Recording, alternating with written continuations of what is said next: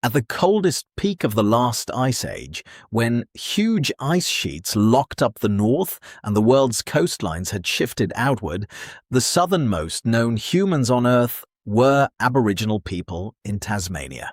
By the end of this story, Cradle Mountain will stop looking like a postcard and start looking like evidence. This is the hidden Aboriginal history of Australia's Cradle Mountain, the story of Tasmania's Ice Age survivors, people living near the edge of the human map during the last glacial maximum. Nature has confirmed the core of it. During that frozen chapter, Aboriginal Tasmanians occupied the farthest southern human zone known anywhere on the planet. Picture the mountain most visitors know today, a sharp, alpine outline, boardwalks damp under boots, lake water dark as metal, wind moving through button grass, the smell of wet stone and cold leaves rising from the track. People lift phones, frame the view, and take home an image of wilderness. But that image is only the surface. Long before the modern track signs, before the park brochures, before the mountain was given its English name, this high country sat inside a much older human world. And to understand how people reached it, you have to remove the sea from the map. Between 40,000 and 36,000 years ago, sea levels were about 50 to 55 meters lower than today. The water that now separates Tasmania from mainland Australia had pulled back far enough to expose a route across what is now Bass Strait. Land appeared where ferries now cross. People moved through it. The question is how they arrived. The real question is why the evidence later became so hard for modern Australia to see. If this is the kind of hidden history you want more of, subscribe now, because the next step is the crossing that vanished under the sea. That vanished crossing is easy to miss, because today, Bass Strait looks permanent. It feels like a hard blue fact on the map. Salt water, shipping lanes, weather reports, islands, scattered between Tasmania and Victoria. But during that colder world, the edge of the continent had a different shape. The Bass Strait land bridge was not a paved road or a narrow causeway. It would have been broad, exposed country, with winds moving over low plains and wet ground, with animals, fresh water, stone, and seasonal risks. People crossing it were not stepping out of history. They were extending a human knowledge system into new country, reading signs that do not appear on modern maps. Think about what that means for Cradle Mountain. The people who later used the highlands did not arrive into an empty postcard. Their movement began inside a larger Ice Age Australia, where coastlines, hunting grounds, and weather patterns were changing.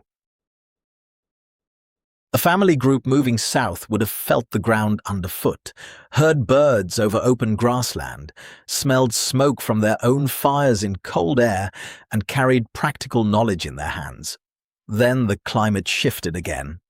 Around 10,000 to 12,000 years ago, the seas rose and the crossing disappeared. Water filled the low ground. Tasmania became an island. The people already there remained, but the route back to the mainland was gone, beneath waves, kelp, and tide. That separation lasted about 8,000 years.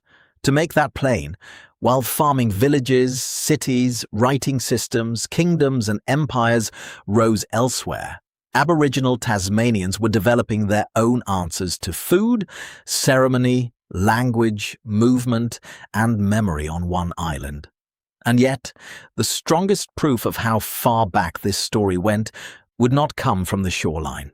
It would come from cold inland country, where a mountain landscape had kept its evidence in stone, ash, and bone. The inland evidence means Cradle Mountain has to be looked at in layers. The top layer is the one most people meet first. A national park road, a visitor centre, wet jackets, camera lenses fogging in the cold, and the dark outline of the mountain rising above Dove Lake. It is easy to let that modern scene do all the talking. The place feels remote, clean, almost untouched. But that feeling is misleading. The high country around the mountains sits inside the Tasmanian Wilderness World Heritage Area. It is also a record of human presence across deep time. The rock itself helps explain why. Cradle Mountain is part of a landscape worked over by ice. Hard ridges, scooped basins, steep valleys, water held in bowls left by vanished glaciers. When wind crosses the alpine plain, it moves over ground that has changed shape more than once, while people kept learning how to live with each version of it. For Aboriginal Tasmanians, this country held roots, food, shelter, stone, seasons, and memory. A cold valley could be a hunting place. A rise in the land could show where animals moved. A sheltered wall of rock could mean dry ground, smoke, warmth, and survival through a hard night. Here is the part that changes the photograph. The forest you see now is younger than the human story under it. During the coldest period, much of this country would have looked more open, more exposed, more severe, and the people here still knew how to use it. The proof was waiting far from the postcard view, sealed in a place where ash and broken bone had been lying in the dark for thousands of years. That dark evidence matters because the highlands were never easy country. During the glacial maximum, the area around Cradle Mountain was colder, drier, and more open than the mossy forested slopes many visitors imagine today. The ground would have held frost, the wind would have cut across exposed valleys, fires would have mattered in a very direct way. For the people living there, survival meant exact knowledge. Which stone would fracture into a useful edge? Which sheltered places stayed dry after rain, where animals moved when the season turned, how to carry fire, renew it and protect it when wet air settled into the valley. These were not small details. In cold country, small mistakes become serious very quickly. Archaeologists can read some of that knowledge from what remains. A flake of stone tells you that someone struck a core with control. A hearth tells you that warmth and cooking were repeated in the same place. Broken animal bone can show butchery, food sharing, and marrow taken from inside the limb. Ash has a smell when it is fresh. After thousands of years, it becomes a layer that still speaks. This is where the scientific claim becomes more than a headline. The nature confirmation places Aboriginal Tasmanians at the far southern edge of known human occupation during that Ice Age world. That does not describe a failed experiment in a harsh place. It describes a society that knew how to make that place livable. And the strongest proof was not scattered evenly across the landscape. It gathered in a protected pocket of stone, away from the famous view of the mountain, where one cave held so much material that even a small test area changed the scale of the story. That protected pocket was Kutikina Cave in the Franklin River region of southwest Tasmania. It was found in 1981 during investigations connected with the river country, and the first impression was not a neat little scatter of old objects. It was density, layer on layer, stone, ash, bone, and the quiet pressure of repeated human use. Inside that limestone shelter, the air would have been still, damp, and mineral cold. A hand on the wall would feel the chill of the rock. The floor held the remains of fires and food, the kind of material that does not announce itself like a temple or a carved monument. It waits. Then someone trained to read it understands what they are seeing. The numbers are the part that makes you stop. From only about 1% of the deposit, excavation recovered roughly 75,000 stone artifacts and 250,000 bone fragments, 1%. That means the cave was not holding a faint trace of passing visitors. It was holding a heavy record of people returning, working stone, cooking, cutting meat, breaking bone, and staying alive in cold inland country. Archaeologists, including Rhys Jones, recognized the scale of what had been found. The site helped show that Aboriginal Tasmanians were not just present near the southern edge of the Ice Age world. They had built a working pattern of life there, with skill deep enough to leave a massive archaeological signature. And the bones sharpened the picture further. Many came from Bennett's wallaby. Some carried signs of butchery, others showed marrow extraction. The cave floor was not random debris. It was a record of meals, tools, fire, and decision-making, and it raised an uncomfortable question about what official eyes had failed to see. The failure is one of the most revealing parts of the whole Cradle Mountain story, because Kutikina Cave did not appear in a quiet academic vacuum. The Franklin River country was under fierce public attention. Plans to dam the river had pushed engineers, campaigners, scientists, and government reports into the same rugged valleys. Before the cave changed the conversation, some official assessment work had treated the area as if Aboriginal heritage was unlikely to be there. Think about that for a moment. A valley holding deep human evidence was being judged through a modern lens that could not imagine how old, how rich, and how cold adapted the occupation had been. Then the excavation made that view impossible to maintain. The stone tools showed controlled manufacture. The bones showed repeated hunting and processing. The hearths showed warmth, cooking, and return. It was practical. Every sharp flake, every broken wallaby bone, every ash layer pointed back to people making careful choices in a hard environment. This is where archaeology becomes more than old objects in trays. It can interrupt a project, it can challenge a report, it can force a country to admit that a place marked for flooding may also be an archive of human endurance. Kutikina became part of the larger Franklin River controversy, a battle that reached into national politics and law. The point is sharper. The evidence of Aboriginal Ice Age life had been missed until it stood in the path of destruction.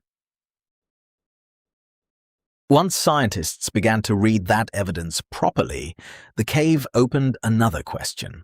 What kind of culture had lived alone on that island for thousands of years after the sea closed behind it?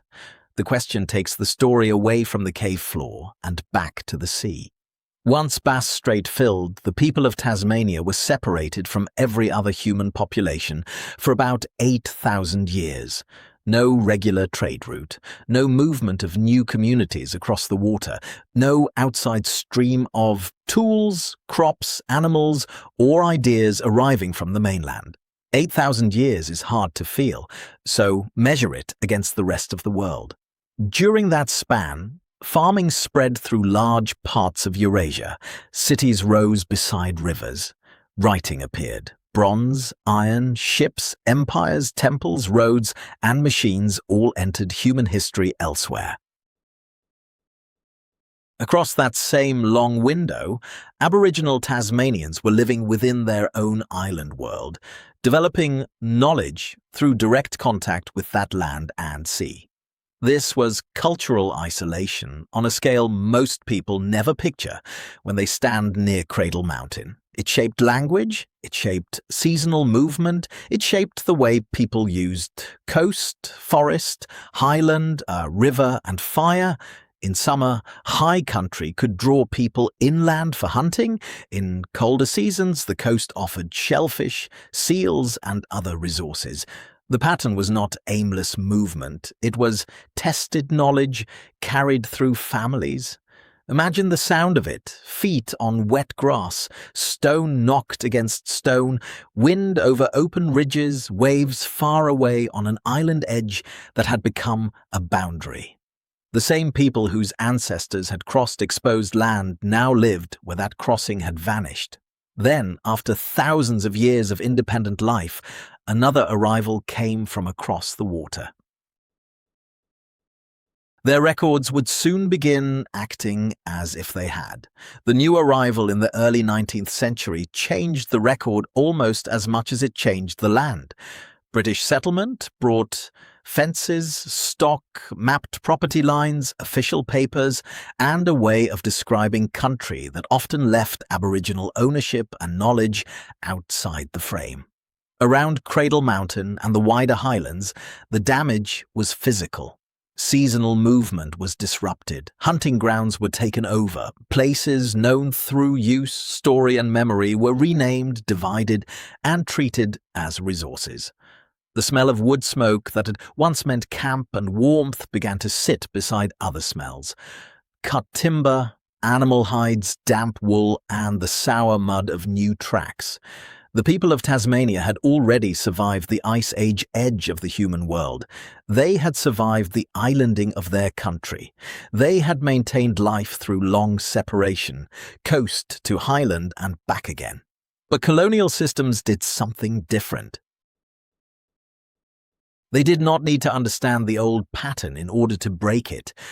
This is the hard pivot in the story. Scientific wonder can make the past feel distant and clean. Stone tools, cave floors, sea levels, glacial valleys, those are easier to hold at arm's length. But the same Aboriginal Tasmanian history around Cradle Mountain runs straight into removal, disease, violence, and the official habit of writing living people out of their own land. Then came a second injury, quieter but lasting. After communities had been shattered and pushed from many parts of country, colonial writers began repeating a claim that should never have survived serious scrutiny. They said the Tasmanian Aboriginal people were gone. The sentence would travel much farther than most people realize, all the way into modern heritage records. It hardened into public memory, into museum labels, school assumptions, and official language that treated survival as if it had ended. Around Cradle Mountain, this mattered because the land was still being photographed as wilderness, while the people connected to it were too often spoken of in the past tense. But Tasmanian Aboriginal people were not gone. Communities survived through descendants across Tasmania and the Bass Strait Islands. Families carried identity, memory, and connection through pressure that tried to cut those things apart. In recent generations, people have worked to protect sites, revive language, challenge old records, and speak for country in the present, not as a footnote to archaeology. The next fact is hard to hear. UNESCO documentation still carried wording that described Tasmanian Aboriginal people as extinct, and that wording was corrected only in April 2023. Think about the scale of that delay. The same broad heritage system that recognizes places like the Tasmanian Wilderness World Heritage Area had, in its paperwork, repeated a false ending for the people whose ancestors had lived through the Ice Age there. A correction on a document can sound small: paper, screens, an updated line in an institutional record, but records shape what visitors believe when they arrive. They shape whose voice is expected at a site, whose history is treated as active, and whose presence is pushed backward into silence. So when you stand near Cradle Mountain now, the corrected record changes the view. It is also a place where living descendants had to force the world to stop declaring them absent. That leaves one final question. What exactly are we looking at when we look across that lake towards a mountain? When you look across Dove Lake toward Cradle Mountain, you are seeing several worlds at once. The present one is obvious. The track, the wet timber, the cameras, the cold wind moving over the water. The older ones take more effort to see, but they are there. Lower the sea in your mind, and the island joins the mainland. Strip back the forest, and the high country opens into colder ground. Step away from the lookout, and a cave floor holds flakes of worked stone, old hearths, and wallaby bone broken by human hands. Then bring the sea back in, and the people remain on an island, building life through thousands of years of separation. That is the full weight of the place. Cradle Mountain is a tourist landmark, yes. It is also part of Aboriginal country, part of an Ice Age survival record, part of a scientific archive, and part of a much more recent argument over who gets to be counted as still here. The correction made in April 2023 did not create survival. It only removed a false line from the record. The living communities had already carried that truth in families, in claims to country, in protected places, in language work, and in the refusal to be spoken of as finished. So the mountain does not need to become more dramatic to matter. A dark lake, a cold ridge, a cave deposit, a corrected document, together they are enough. The stone flakes stayed where they fell. The ash settled, the water rose, the names on paper changed late, and the country remained older than the story written over it. If this history changed the way you picture Cradle Mountain, stay with the channel for more buried chapters of ancient Australia.